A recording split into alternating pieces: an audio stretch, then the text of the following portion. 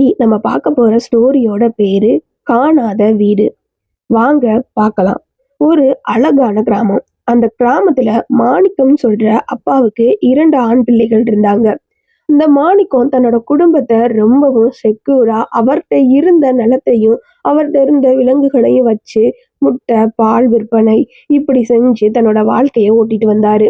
அந்த 2 மகன்களுக்கும் திருமண வயது ஆன உடனே அவரோட கடமைய கரெக்டா செஞ்சு முடிச்சாரு. 2 பேருக்கும் திருமணம் பண்ணி வச்சாரு. மகன்கள் தன்னோட கிராமத்துல சின்ன சின்ன வேலைகளை செஞ்சுட்டு வருவாங்க. அப்பாவும் தன்னிட்ட இருந்த கோழி, ஆடு, மாடு இதுகளை வச்சு முட்டை வியாபாரம், பால் வியாபாரம் இப்படி செஞ்சு தங்களோட குடும்பத்தை நடத்திட்டு வந்தாங்க. இப்படியே சில ஆண்டுகள் ஓடுச்சு. சில ஆண்டுகளுக்கு அப்புறமா அந்த மாணிக்கத்துக்கு ரொம்பவும் வயசாச்சு.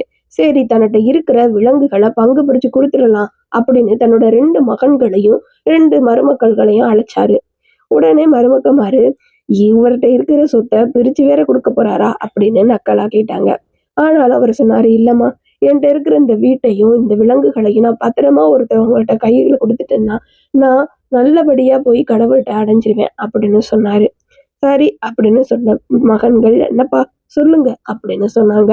நம்மள்ட்ட இருக்கிற 6 கோழிகள்ல ஆளுக்கு 3 கோழிகளை எடுத்துக்கிறோங்க. நம்மள்ட்ட இருக்கிற 4 ஆடுகள்ல ஆளுக்கு 2 எடுத்துக்கிறோங்க.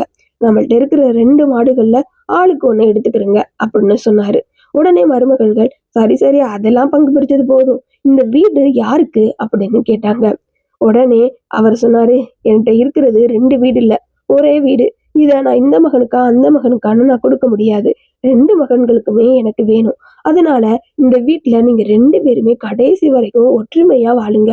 உங்களுக்கு செல்வம் அதிகரிச்ச பின்னாடி நீங்களே முடிவு பண்ணி இந்த வீட்டை யாராவது எடுத்துக்கிட்டு இன்னொருத்தர் வெளியே ஒரு சொந்த வீடு வாங்கிக்கிறீங்க அப்படின்னு சொன்னாரு. இது இந்த மருமக்களுக்கு பிடிக்கவே இல்லை. என்னது, இதுல 2 பேரும் வாழணுமா? இந்த குட்டி வீட்டுல ஒரு ஆள் வாழ்றதுக்கே பத்தாது, இதை நாங்க 2 பேரும் எடுத்துக்கிறேனுமா? இவரு நல்லா சொத்தை பிரிக்கிறாரு போ அப்படின்னு தங்க மனசுக்குள்ள நினைச்சுக்கிட்டாங்க. கொஞ்ச நாளுக்கு அப்புறம் இந்த மாணிக்கம் இறந்து போனாரு. இவங்க 4 பேரும் அந்த வீட்டுல கொஞ்ச நாள் வாழ ஆரம்பிச்சாங்க. அப்பா இறந்து 2 வாரம் கூட ஆகல. அந்த மருமக்கள் 2 பேருக்கும் சண்டை வர ஆரம்பிச்சிச்சு. என்ன, நீ உன் பொருளை இங்க வச்சிருக்க, இல்ல இல்ல நீ தான் உன்னோட பொருளை இங்க வச்சிருக்கன்னு மாத்தி மாத்தி சண்டை போட ஆரம்பிச்சாங்க. இந்த வீடு சின்னது, இது எங்களுக்கே பத்தாது, அதனால நீ உன்னோட கணவனைய கூட்டுக்கிட்டு வீட்டை விட்டு வெளியேறு அப்படின்னு மூத்தவ சொன்னான். இல்ல இல்ல, நாங்க எதுக்கு வெளியேறணும், நாங்க தான் இந்த வீட்டுல இருப்போம், வேணும்னா நீங்க வெளியே போங்க அப்படின்னு சின்னவ சொன்னான். இதெல்லாம் பார்த்தாங்க அந்த 2 மகன்களும். வந்து தன்னோட மனைவிகளை கொஞ்சம் சும்மா இருங்கன்னு சொன்னாங்க. அவங்க கேட்கிற பாடா இல்ல. 2 பேரும் ரொம்பவும் சண்டை போட ஆரம்பிச்சாங்க. எனக்கு உனக்குன்னு சொல்ற சண்டை அதிகமா வந்துச்சு. சரி, ஓகே, நமக்குள்ள இந்த இதை பிரிக்க முடியாது. நம்ம இந்த கிராமத்தோட மூத்த பாட்டிகிட்ட போவோம். அவங்க நம்மள யாரை இந்த வீட்டுல இருக்க சொல்றாங்களோ அவங்க இந்த வீட்டுல இருப்போம், மத்தவங்க வெளியேறி போயிடலாம் அப்படின்னு சொல்லி பாட்டியை நோக்கி போனாங்க. 4 பேரும் பாட்டிய போய் பாட்டிக்கு வணக்கம் சொல்லிட்டு நின்றாங்க. பாட்டிக்கு இவங்க வந்ததோட காரணம் புரிஞ்சுச்சு. என்னடா, உங்க அப்பா இறந்து 2 வாரம் தான் ஆகுது, அதுக்குள்ள வீட்டுக்கு சண்டை போட்டு இப்படி வந்து நிக்கிறீங்களா அப்படின்னு கேட்டாங்க. எப்படி பாட்டி, நாங்க வீட்டுக்கு சண்டை போட்டுதான் உங்கள்ட்ட வந்தோன்னு நீங்க கண்டுபிடிச்சீங்க அப்படின்னு கேட்டாங்க. என் அனுபவத்துல எத்தனை பேரை பார்த்திருக்கேன். சரி சொல்லுங்க, என்ன வேணும் அப்படின்னு கேட்டாங்க பாட்டி. நான் தான் இருப்பேன் அப்படின்னு மூத்தவன் சொன்னான். இல்ல இல்ல, நான் தான் இருப்பேன், அந்த வீடு சின்ன வீடு அப்படின்னு இளையவன் சொன்னான். சரி சரி, நிறுத்துங்க. இப்ப இதுல யாருக்கு வேணும்னு சொல்றது தானே பிரச்சனை.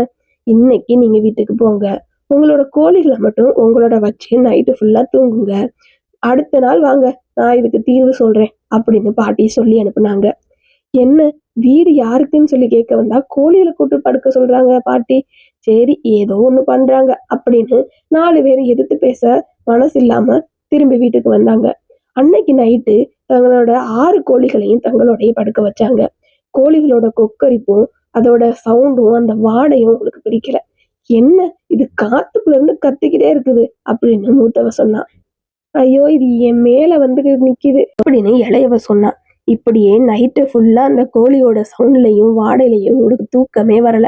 விடிஞ்ச உடனேயே வேக வேகமா கிளம்பி அந்த பாட்டிகிட்ட போனாங்க.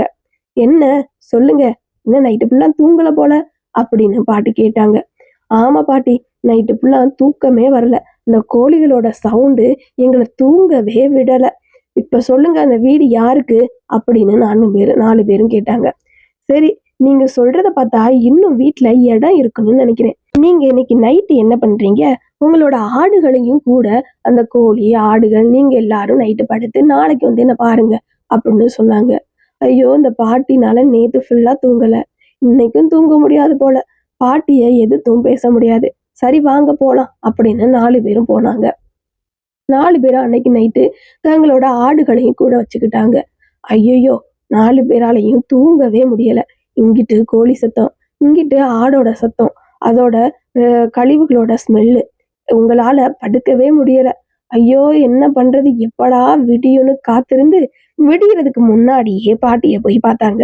"பாட்டி, இன்னைக்கு ஃபுல்லா எங்களால தூங்கவே முடியல. இன்னைக்காவது சொல்லுங்க அந்த வீடு யாருக்கு?" அப்படின்னு கேட்டாங்க. உடனே பாட்டி சொன்னாங்க, "நீங்க சொல்றத பார்த்தா இன்னும் வீட்ல இடம் இருக்கு போலயே. நீங்க இன்னைக்கு நைட் என்ன பண்றீங்க?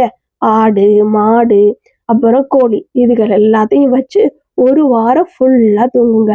அதுக்கப்புறம் வந்து என்னைய பாருங்க." அப்படின்னு சொல்லி அனுப்பிச்சாங்க. ஐயோ! இது என்ன சோதனையா போச்சு. 2 நாளா தூங்கல. இப்ப அந்த மாட வேற உள்ளாக்க கட்டணுமா? என்னதான் பண்ண போறோமோ தெரியலையே! இந்த பாட்டி எதுக்கு தான் இத செய்றாங்கன்னு ஒண்ணும் புரிய மாட்டேங்குதே! அப்படின்னு சொல்லி மறுபடியும் வீட்டுக்கு வந்தாங்க. வீட்டுக்கு வந்த அவங்க ஆடு, மாடு, கோழி எல்லாத்தையும் வீட்டுக்குள்ள வச்சாங்க.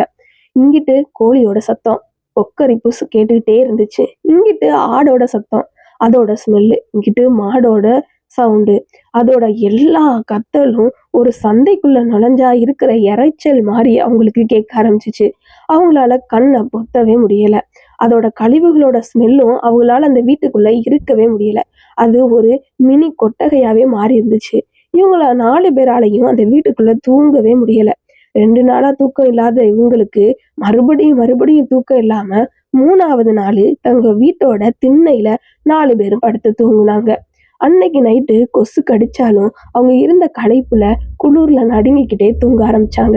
அதே போல அந்த 1 வாரம் முழுவதும் கோழியும், ஆடும், மாடும் வீட்டுக்குள்ள இருந்துச்சு. இவங்க 4 பேரும் திண்ணையில நிலாவ பார்த்துட்டு ஒருத்தருக்கு ஒருத்தர் ஹெல்ப் பண்ணிக்கிட்டு அந்த கொசு கடியிலயும், அந்த குளிர்லயும் தங்களோட ஒற்றுமையா 2 பேரா படுக்க ஆரம்பிச்சாங்க. 1 வாரம் இப்படியே ஓடுச்சு. மறுபடியும் பாட்டிய பார்க்க போனாங்க. "என்ன நல்லா தூங்கியிருப்பீங்க போல" அப்படின்னு கேட்டாங்க பாட்டி. "பாட்டி, நீங்க இதெல்லாம் எதுக்கு பண்ணுனீங்கன்னு எங்களுக்கு புரிஞ்சுச்சு. எங்களோட வீடு ரொம்ப பெருசுதான். எங்களோட மனசு தான் ரொம்ப சின்னதா இருந்துச்சு. அந்த ஆடு, கோழி, மாடு எல்லாத்தையும் வச்சுக்கிட்டு எங்களால உள்ள படுத்து தூங்க முடியல. நாங்க இந்த 1 வாரமா வெளிய தான் படுத்து தூங்குனோம். இந்த 1 வாரமும் நாங்க அட்ஜஸ்ட் பண்ணிக்கிட்டு, ஒருத்தருக்கு ஒருத்தர் உதவிக்கிட்டு படுத்து எந்திரிச்சோம். இதே இது நாங்க அந்த வீட்டுக்குள்ள ஏன் இருக்க முடியாதுன்னு எங்களுக்குள்ளேயே கேள்வி வந்துச்சு. இனிமே நாங்க 2 பேரும் ஒற்றுமையோட அந்த வீட்டுக்குள்ளேயே இருந்துக்கிறோம் பாட்டி. எங்க மனைவிமாரும் எதுவும் சொல்ல மாட்டாங்க." அப்படின்னு 2 பேரும் சொன்னாங்க. "உங்களுக்கு என்னம்மா சரிதானே?" அப்படின்னு பாட்டி கேட்டாங்க. "சரிதான் பாட்டி. நாங்க இந்த 1 வாரம் வெளிய படுத்ததே எங்களுக்கு நிம்மதியா இருந்துச்சு. இந்த வீடு சின்னதுன்னு நாங்க நினைச்சுக்கிட்டு இருந்தோம். இந்த வீடு பெருசுதான். எங்க மனசு தான் சிரிச்சு. எங்களோட தவற நாங்க உணர்ந்துட்டோம்." அப்படின்னு சொன்னாங்க. "சரி, சரி. இனியாவது ஒற்றுமையோட வாழுங்க." அப்படின்னு சொல்லி பாட்டி அவங்கள அனுப்பி வச்சாங்க. இந்த கதையிலிருந்து என்ன தெரிஞ்சுக்கிறோம்னா, எந்த ஒரு இடமும் சிறுசு இல்ல. நம்மளோட மனம் மட்டுமே சிறுசா இங்க இருக்குது.